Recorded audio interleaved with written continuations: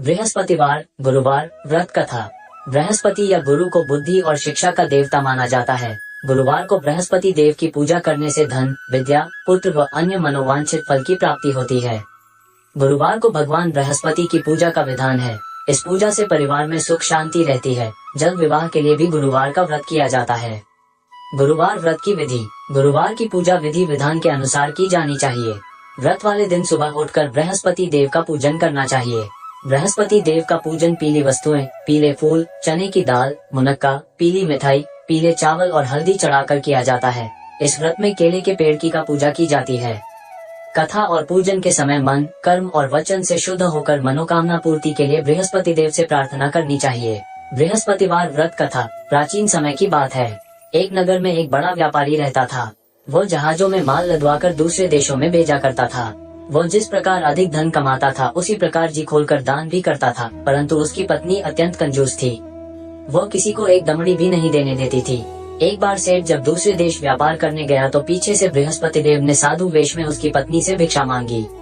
व्यापारी की पत्नी बृहस्पति देव से बोली, हे साधु महाराज, मैं इस दान और पुण्य से तंग आ गई हूँ। आप कोई ऐसा उपाय बताएं जिससे मेरा सारा धन नष्ट हो जाए और मैं आराम से रह सकूं। मैं ये धन लुटता हुआ नहीं देख सकती। बृहस्पति देव ने कहा, हे देवी, तुम बड़ी विचित्र हो। संतान और धन से कोई दुखी होता है। अगर अधिक धन है तो इसे शुभ कार्यों में लगाओ। कुंवारी कन्याओं का विवाह कराओ, विद्यालय और बाग बगीचों का निर्माण कराओ। ऐसे पुण्य कार्य करने से तुम्हारा लोक परलोक सार्थक हो सकता है। परंतु साधु की इन बातों से व्यापारी की पत्नी को खुशी नहीं हुई।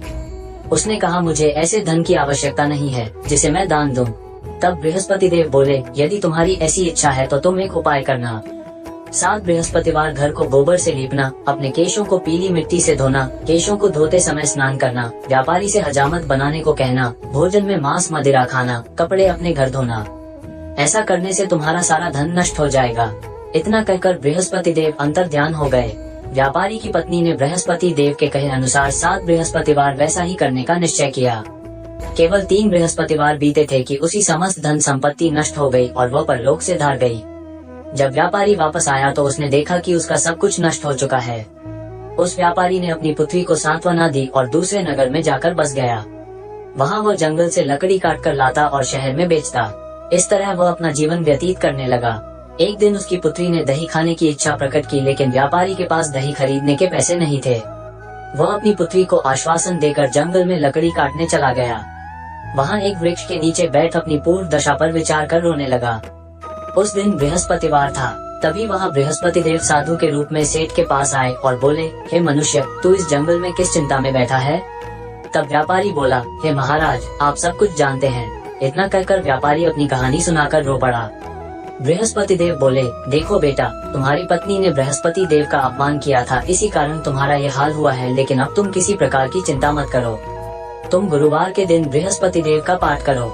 2 पैसे के चने और गुड़ को लेकर जल के लोटे में शक्कर डालकर वह अमृत और प्रसाद अपने परिवार के सदस्यों और कथा सुनने वालों में बांट दो। स्वयं भी प्रसाद और चरण अमृत लो। भगवान तुम्हारा अवश्य कल्याण करेंगे। साधु की बात सुनकर व्यापारी बोला, महाराज, मुझे तो इतना भी नहीं बचता कि मैं अपनी पुत्री को दही लाकर दे सकूं। इस पर साधु जी बोले, तुम लकड़ियां शहर में बेचने जाना। तुम्हें लकड़ियों के दाम पहले से चौगुने मिलेंगे, जिससे तुम्हारे सारे कार्य सिद्ध हो जाएंगे। उसने लकड़ियां काटी और शहर में बेचने के लिए चल पड़ा। उसकी लकड़ियां अच्छे दाम में बिक गई, जिससे उसने अपनी पुत्री के लिए दही लिया और गुरुवार की कथा हेतु चना गुड़ लेकर कथा की और प्रसाद बांटकर स्वयं भी खाया। उसी दिन से उसकी सभी कठिनाइयां दूर होने लगी। परंतु अगले बृहस्पतिवार को वह कथा करना भूल गया। अगले दिन वहाँ के राजा ने एक बड़े यज्ञ का आयोजन कर पूरे नगर के लोगों के लिए भोज का आयोजन किया। राजा की आज्ञा अनुसार पूरा नगर राजा के महल में भोज करने गया। लेकिन व्यापारी व उसकी पुत्री तनिक विलंब से पहुँचे, अतः उन दोनों को राजा ने महल में ले जाकर भोजन कराया। जब वे दोनों लौट कर आए तब रानी ने देखा कि उसका खूंटी पर टंगा हार गायब है। रानी को व्यापारी और उसकी पुत्री पर संदेह हुआ कि उसका हार उन दोनों ने ही चुराया है। राजा की आज्ञा से उन दोनों को कारावास की कोठरी में कैद कर दिया गया। कैद में पड़कर दोनों अत्यंत दुखी हुए।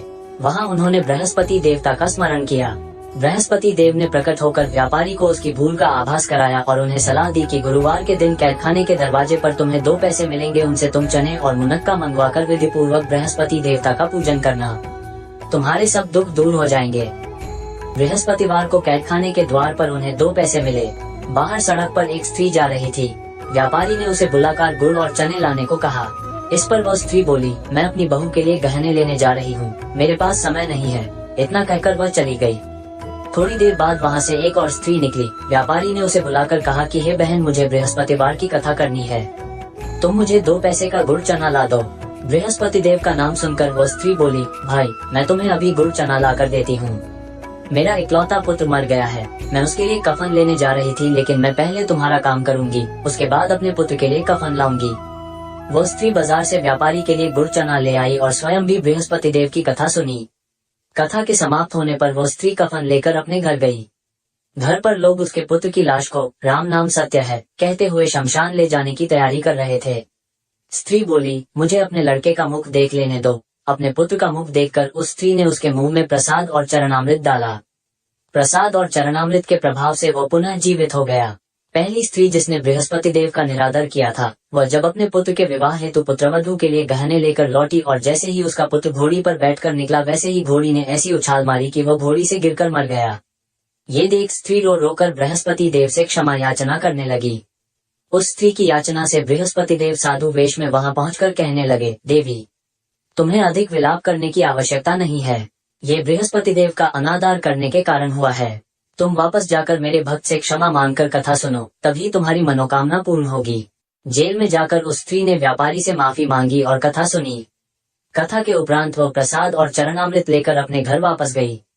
घर आकर उसने चरणामृत अपने मृत पुत्र के मुख में डाला। चरणामृत के प्रभाव से उसका पुत्र भी जीवित हो उठा। उसी रात बृहस्पति देव राजा के सपने में आए और बोले, हे राजन, तूने जिस व्यापारी और उसके पुत्री को जेल में कैद कर रखा है, वो बिल्कुल निर्दोष हैं।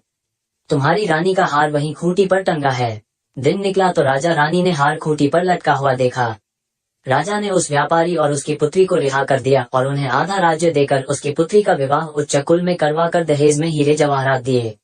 प्रेम से बोलिए बृहस्पति भगवान की जय। हिंदू धर्म की सभी कथा कहानी सुनने के लिए हमारे चैनल को सब्सक्राइब करें, वीडियो को लाइक करें।